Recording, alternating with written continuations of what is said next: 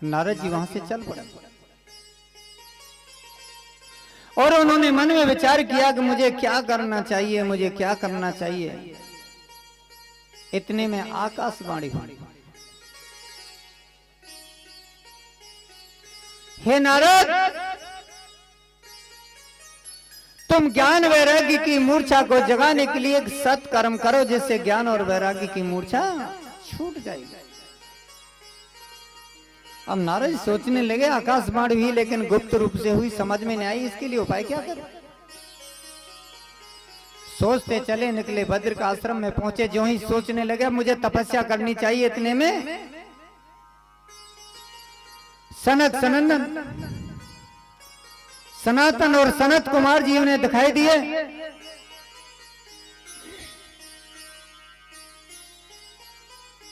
और नारद से कहा, हे नारद,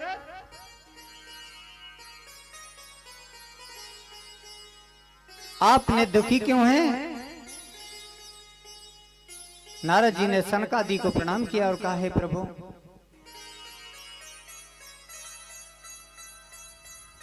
मैं अपने दुख की क्या कथा बताऊं।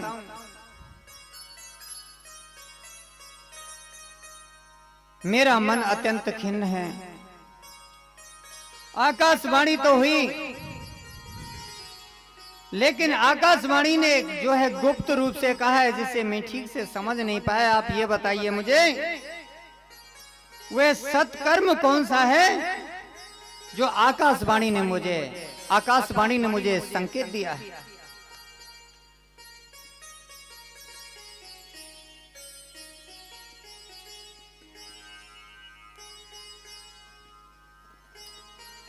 सनकादि ने कहा, हे नारद, इसके लिए आप चिंता न करें। वह सत्कर्म है श्रीमद् भागवत की कथा जो सुखदेव गोस्वामी ने पहले ही जिसकी रचना कर दी।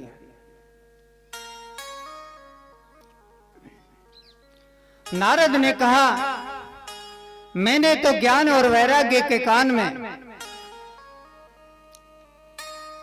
वेदों के, उपनिषदों के, पुराणों के मंत्र कान में फूके हैं, उन्हें सुनाए हैं। उससे ज्ञान और वैराग्य की मूर्छा तो नहीं जगी, तो श्रीमद् भागवत से कैसे होगा।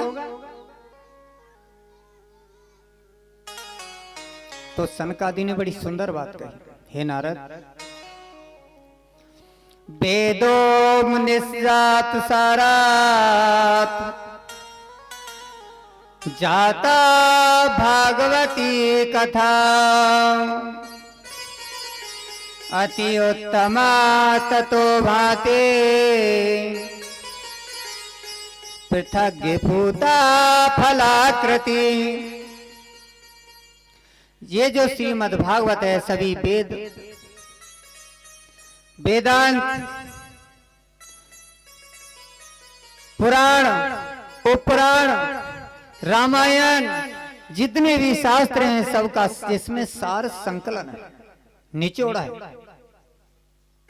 इसलिए ये सबसे अलग फल रूपा भी है। उदाहरण देके कहते हैं, जैसे वृक्ष की जड़ से लेकर के शाखा तक उसमें रस ही रस है, लेकिन वह रस दिखाई नहीं देता। लेकिन वही रस जब फल के रूप में सामने आ जाता है तब रस का अनुभव होता है। उदाहरण के लिए, जैसे एक आम का पौधा है, पेड़ है, वृक्ष है, उसमें जड़ से लेकर के शाखा तक रस है लेकिन दिख नहीं रहा है।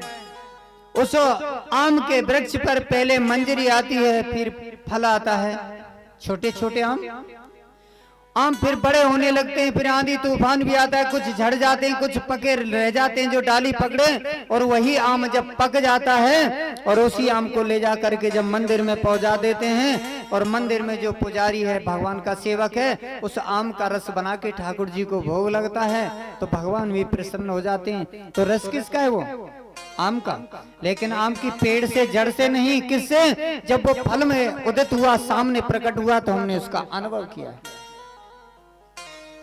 इसलिए वृक्ष में जैसे जड़ से लेकर शाखा तना तक सभी रस ही रस है, ऐसे ही इस श्रीमद् भागवत में वह प्रत्यक्ष दिखाई नहीं देता। कब देगा? मंथन करने से। दूध में सर्वत्र घी है,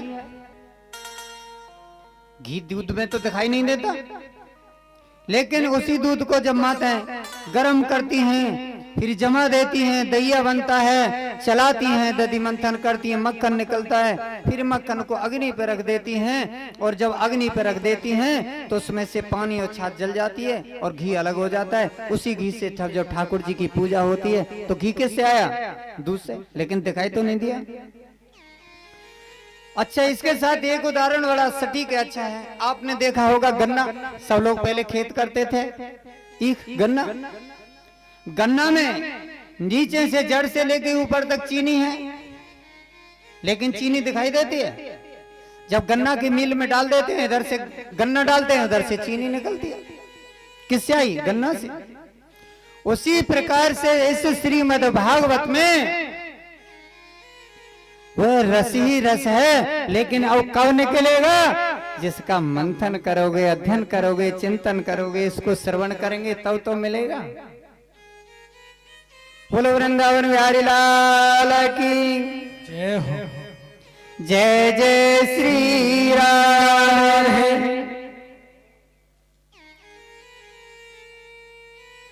नारद जी की समझ में आ गई। नारद जी ने कहा, प्रभु ये बात तो ठीक है, लेकिन अब ये बताइए, ये भागवत की कथा का जो आयोजन किया जाए वो कहाँ किया जाए?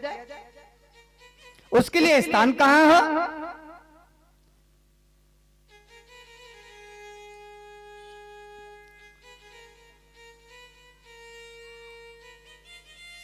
सनकादि ने कहा, हरिद्वार के पास में आनंद नाम का घाट है, और वहां पर ही इस भागवत कथा का आयोजन किया जाए।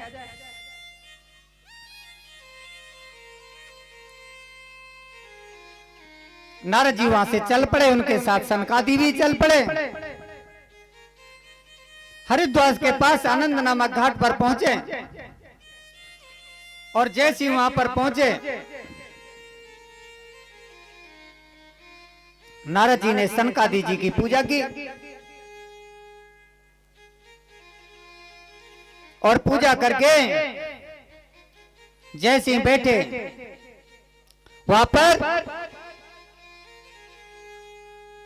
भृगु, वशिष्ठ, अत्रि, देवल, जितने भी थे, ऋषि थे, महर्षि थे, दंडक आदि वन, हिमालय आदि पर्वत,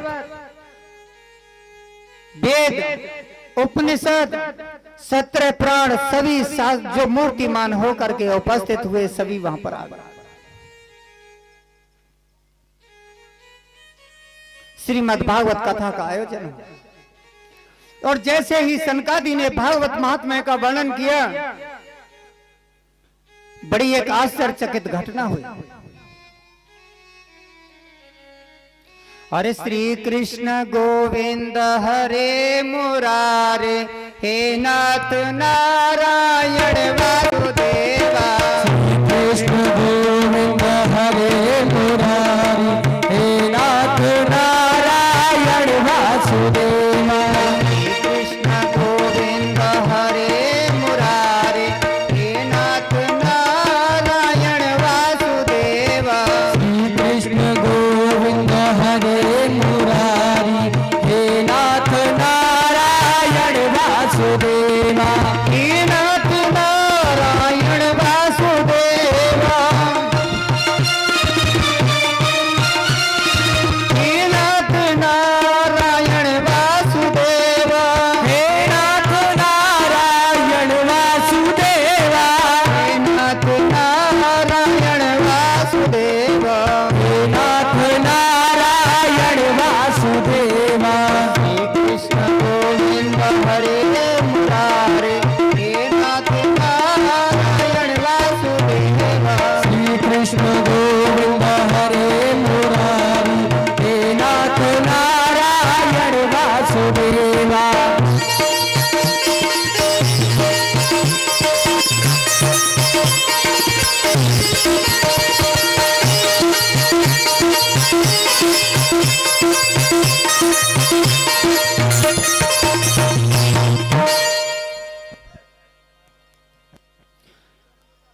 उस भागवत के महात्म्य में सभी के देखते देखते भक्ति देवी स्वयं ज्ञान और वैराग्य को युवा अवस्था में लेकर के प्रकट हो गए।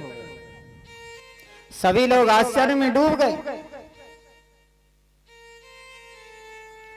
ये कैसे हुआ, ये कैसे हुआ, ये कहां से आई, कैसे हो गया? सब लोग आश्चर्य में डूब गए। तब भक्ति देवी ने बताया कि मैं अभी अभी भागवत के महात्म्य के इस कथा प्रसंग से स्वयं प्रकट हुई हूं और सनकादि ने मुझे प्रकट किया है। यह है श्रीमद् भागवत की कथा। इतना बड़ा महात्म्य है।